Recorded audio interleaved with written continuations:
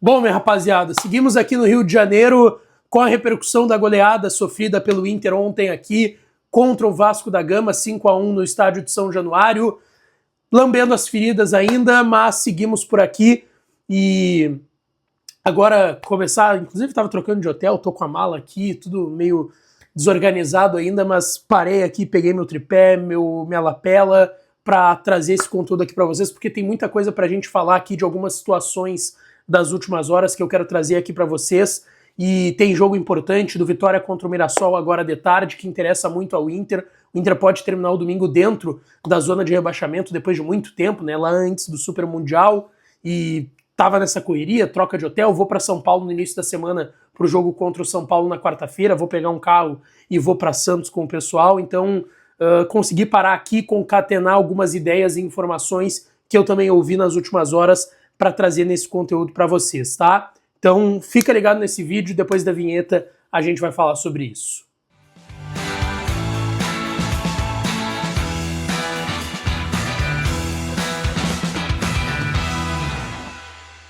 Bom, gente, vamos lá. Antes, não esquece, deixa o teu like aqui no vídeo, te inscreve no canal, ativa o sininho das notificações para tu não perder nada. E claro que esse vídeo tem o apoio da KTO, kto.bet.br, a melhor casa de apostas esportivas do Brasil.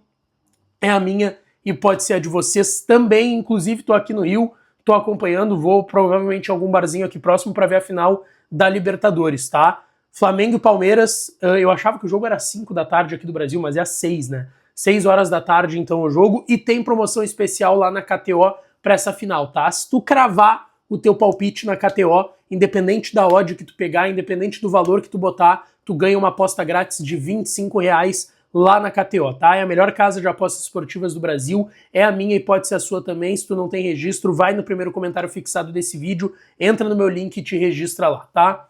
Gente, vamos lá.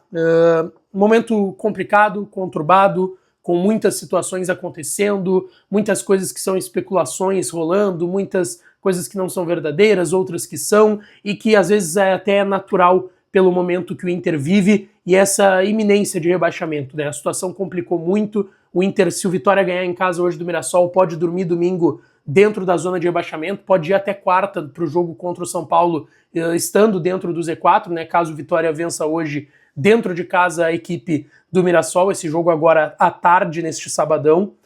Então, todo mundo de olho nesse jogo aí, secando o Vitória.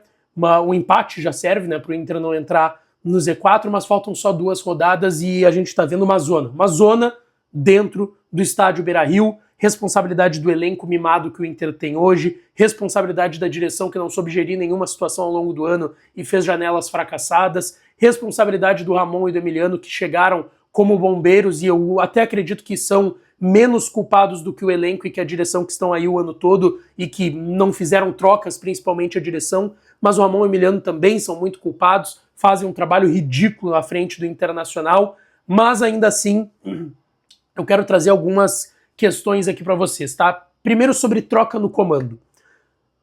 Dentro do que eu ouvi hoje, tá? Eu falei com uma pessoa do Inter hoje, não deve ter troca nem no departamento de futebol e nem no Ramon Dias. E eu sempre ressalto isso aqui porque a gente tem que procurar essa informação rodada após rodada. Por mais que a direção vá aos microfones e sustente o departamento de futebol, sustente o Ramon e o Emiliano Dias no cargo de técnico e auxiliar técnico do Internacional, mesmo assim é importante, porque ontem foi um jogo atípico. Porque ontem o Inter perder seria mais uma derrota, seria terrível, tudo certo eu digo que seria terrível, entendeu? A gente imaginaria que seria terrível. Agora, do jeito que foi, poderia abrir um precedente para uma demissão ter acontecido, e eu acho que ela já deveria ter acontecido rodadas atrás, e principalmente ontem, depois da forma que o Inter perdeu para a equipe do Vasco, sendo goleado e totalmente dominado, e com grande chance aí de entrar no Z4, e infelizmente o Inter tem boas chances aí de acabar rebaixado esse ano.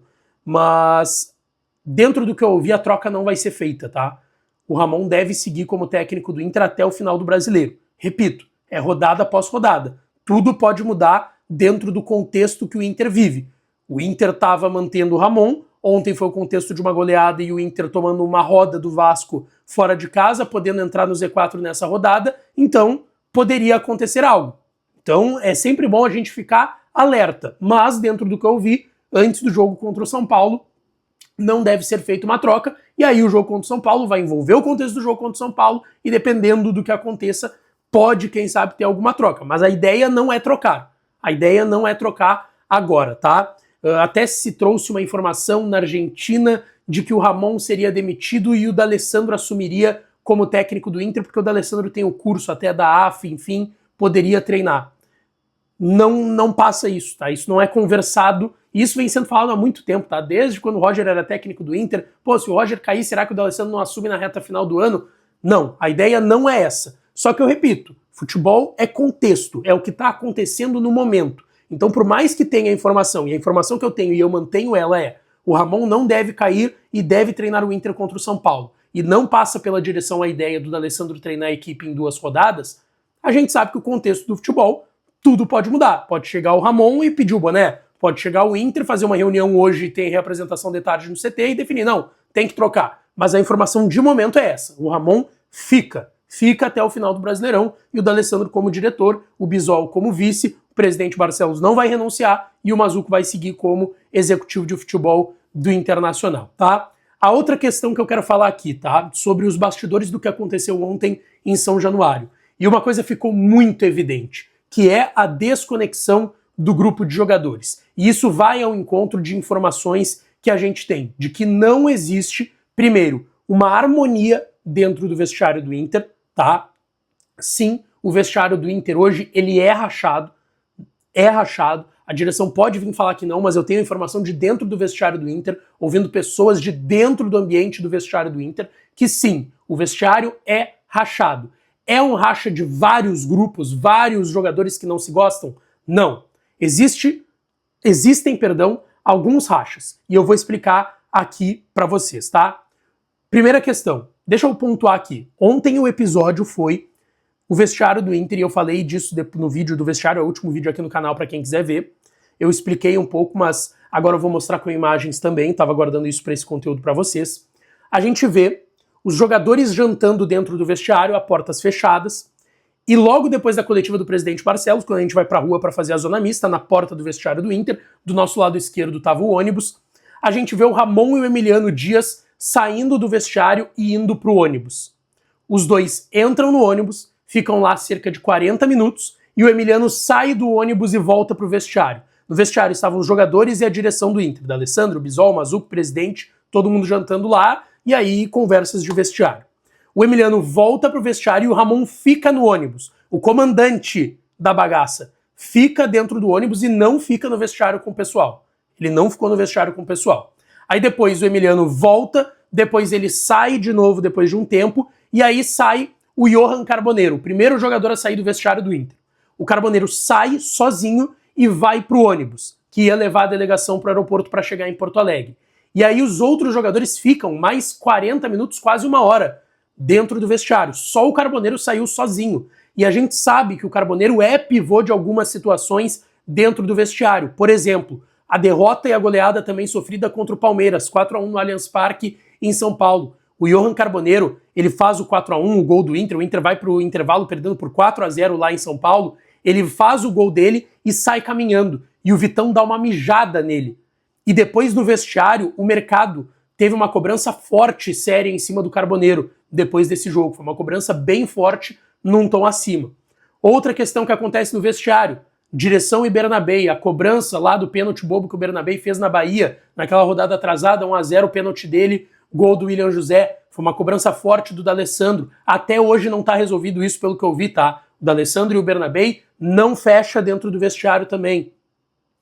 Outra situação, existe um racha interno no vestiário do Inter entre gringos e brasileiros, algo que eu já tinha ouvido há muito tempo e tinha trazido aqui no canal já pelo menos há uns 2 meses e meio atrás, tá? Que existia ali um racha entre gringos e brasileiros e que tinha no meio disso 2 gringos, o Mercado e o Borré, porque são os 2 dos estrangeiros que se dão com os brasileiros também e ficavam no meio disso.